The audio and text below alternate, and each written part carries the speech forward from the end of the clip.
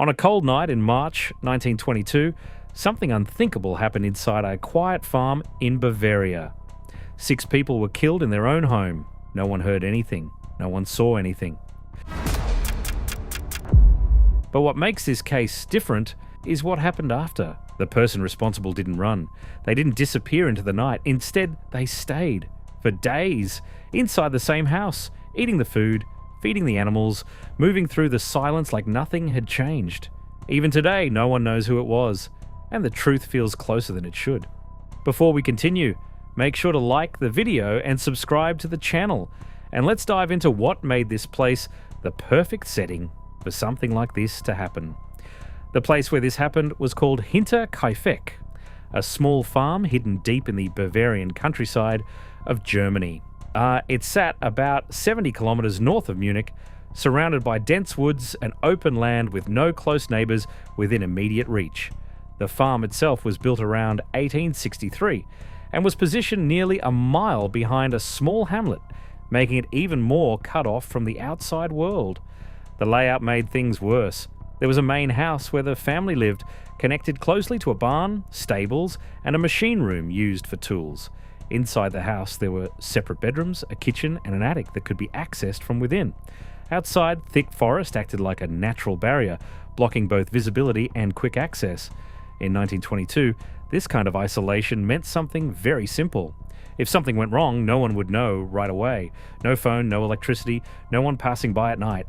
And the farm was designed for self-sufficient living, not for safety. Everything about Hinterkaifeck made it quiet, distant, and easy to overlook. And inside this quiet, cut-off world, the family itself was hiding secrets. 6 people lived on that farm, and each of them would become part of the same story. Andreas Gruber was 63, the head of the household. His wife, Cäzilia, was 72. Their widowed daughter, Viktoria Gabriel, was 35, raising her 2 children, 7-year-old Cäzilia and 2-year-old Josef. Along with them was the new maid, Maria Baumgartner, age 44. From the outside, it looked like a normal rural family trying to survive. But inside, things were not that simple. Andreas was known for his controlling and aggressive behavior, and the family kept to themselves, rarely mixing with others. So there had already been a serious scandal tied to the household. In 1915, Andreas and Viktoria were convicted in court for something that left a permanent mark on how people viewed them. Even years later, questions still surrounded the family. Viktoria's young son Josef was born in 1919, and his paternity remained unclear. There were claims involving a neighbor, Lorenz Schlittenbauer, but also darker rumors that pointed back inside the house itself. This wasn't just a quiet farm. It was a place filled with tension, secrets, and unresolved conflict. And then, the farm started showing signs that someone else was there.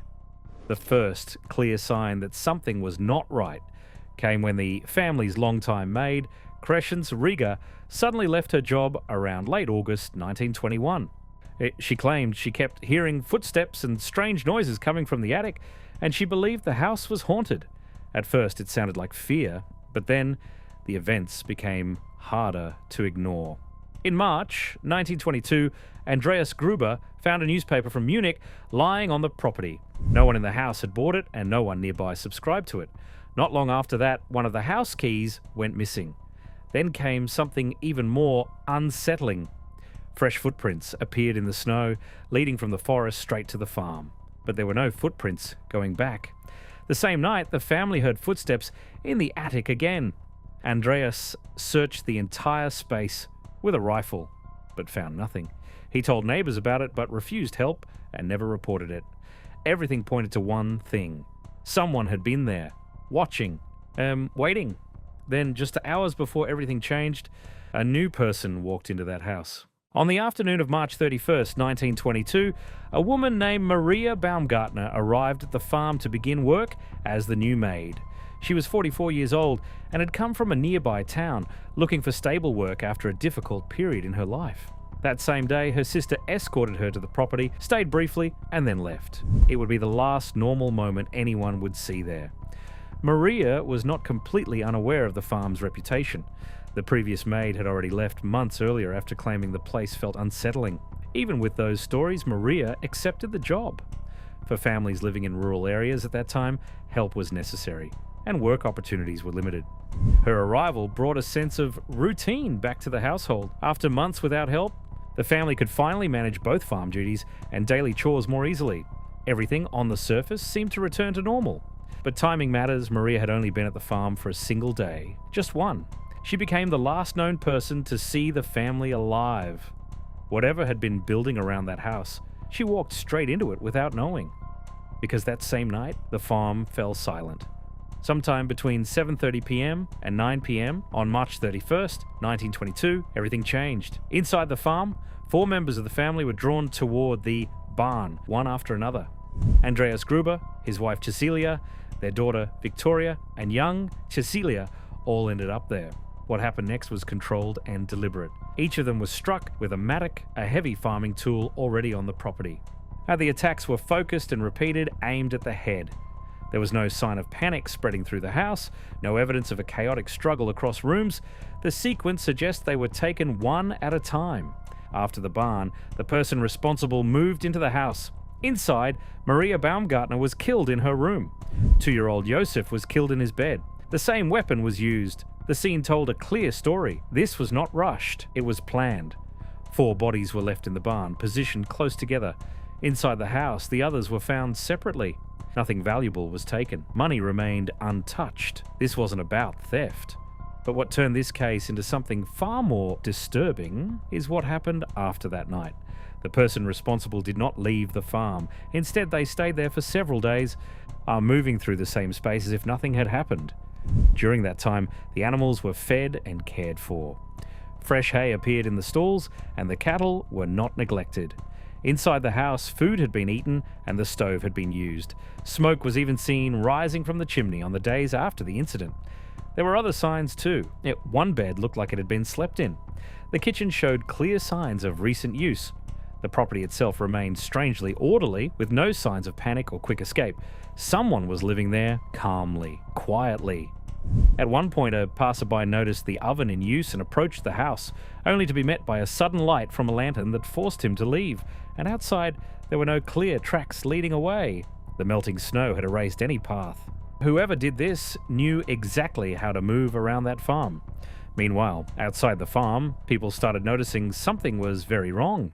In the days after March 31st, something felt off to people around the area. The signs were small at first, but they started to add up. Young Cäzilia Gabriel stopped showing up to school. The family missed church. Mail began to pile up without being collected. For a place that followed routine closely, this silence stood out. On April 4th, 1922, a mechanic named Albert Hoffner arrived at the farm around 9 a.m. to repair a diesel engine. He waited, saw no one, but still completed his work alone before leaving.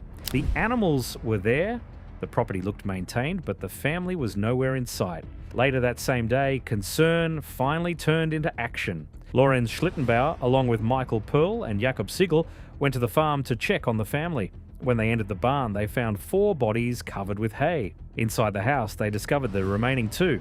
A total of 6 lives lost. The scene quickly became chaotic. People moved through the property before it was secured, unknowingly disturbing key details. By the time authorities arrived that evening, the damage had already been done. As the case moved forward, attention quickly turned to the people closest to the farm. More than 100 individuals were questioned, ranging from neighbours to travelling workers, but none could be clearly tied to what happened. One of the most talked about names was Lorenz Schlittenbauer, a neighbour who had a past relationship with Viktoria Gabriel and was linked to her son, Josef. His behaviour at the scene raised concern, especially when he entered the house alone and handled parts of the scene without hesitation. A missing key from the house days before the incident added another layer of suspicion, but nothing could directly place him at the time of the crime. Other theories focused on people with connections to the farm. Former workers like the Bichler and Thaler brothers were questioned due to past disputes and knowledge of the property. Even outsiders, including wandering labourers and drifters, were considered, but the lack of stolen money made robbery unlikely.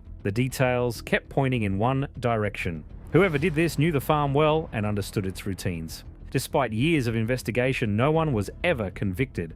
The case was officially closed in 1955, and later reviews still failed to bring a clear answer. And even now, the truth remains buried in silence. And the Hinterkaifeck massacre remains one of Germany's most chilling cold cases, a puzzle of incest, family secrets, and a ghost in the attic. Despite interviewing over 100 suspects, from vengeful neighbours like Lorenz Schlittenbauer to the ghost of a husband thought dead in the war, the truth stayed buried. The farm was eventually demolished, but the mystery only grew.